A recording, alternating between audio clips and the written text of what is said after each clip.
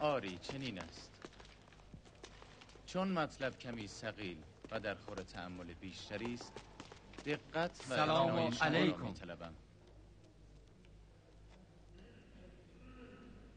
فرض کنیم که انسانی سالم و فرزانه به دنیا آید.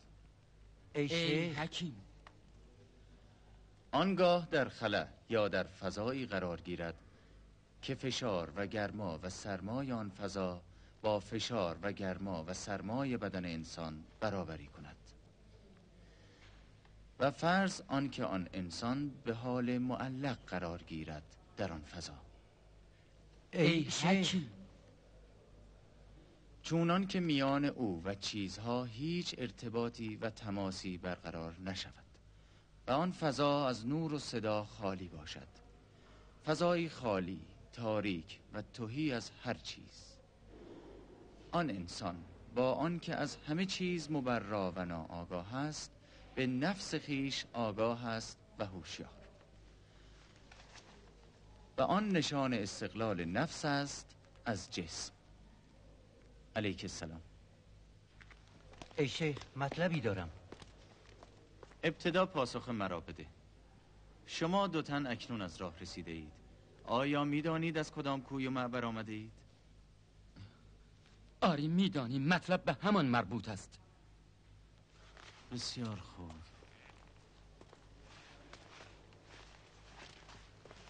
میدانید به کجا خواهید رفت پس از پایان درس؟ به گمانم آری. به گمانم نه. میخواهی بدانی؟ آری. میدانی پیش از تولد از کجا آمده ای؟ نه، نمیدانم. میخواهی بدانی؟ میخواهم. میدانی از کجایی؟ نمیدانیم. میدانی وجود داری؟ نمیدانیم ولی نمیدانیم. میدانیم. میدانی پس از مرگ به کجا میروی؟ آری. نه. میخواهی بدانی؟ اطمینان نمیدانیم. داری که میخواهی؟ بله میخواهیم. میخواهیم. تو خود را کثیر میابی یا واحد؟ اکنون نمیدانم. اکنون مطلبی دارم تن که تو اعضا دارد، پس کثیر است. آنچه واحد است نفس توست. میدانی چرا آفریده شده اکنون ای؟ هیچ نمیدانم. اما میاندیشی که به بدانی. گمانم آری. اکنون دست راست خود را بلند کن.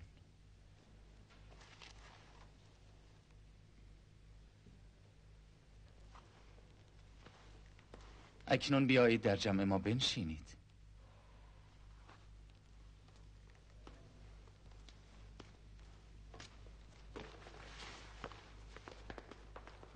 اکنون نیندیش که بدانی. نمیتوانم.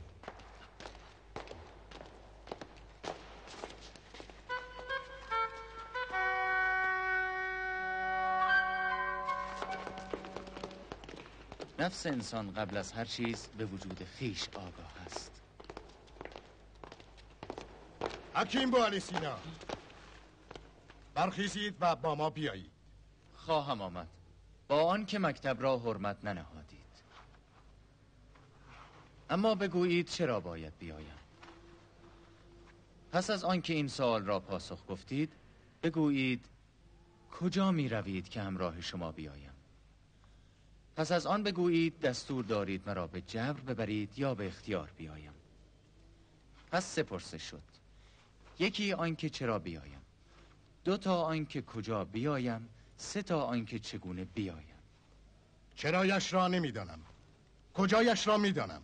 دربار خوارزمشاه چگونهش را نمیدانم. ما دستور داریم شما را ببریم. اگر به میل بیایید منت گذاشته اید، اگر به میل نیایید باز دستور ملغا نمی شود. اکنون خود شیخ بگوید این جبر است یا اختیار. پس شما به هر حال مرا به قهر میبرید. این جبر است. اما من میتوانم تلاش کنم که نیایم، که نمی کنم. این اختیار است.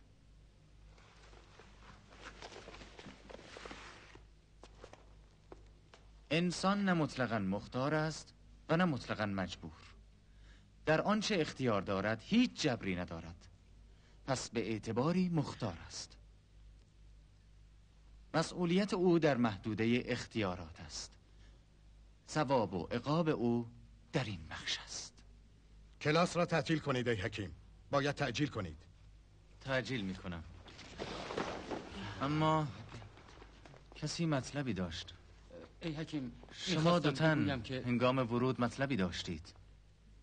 استاد، هنگام مطلب دیگر گذشت. میخواستم بگویم آنان در پی شما هستند.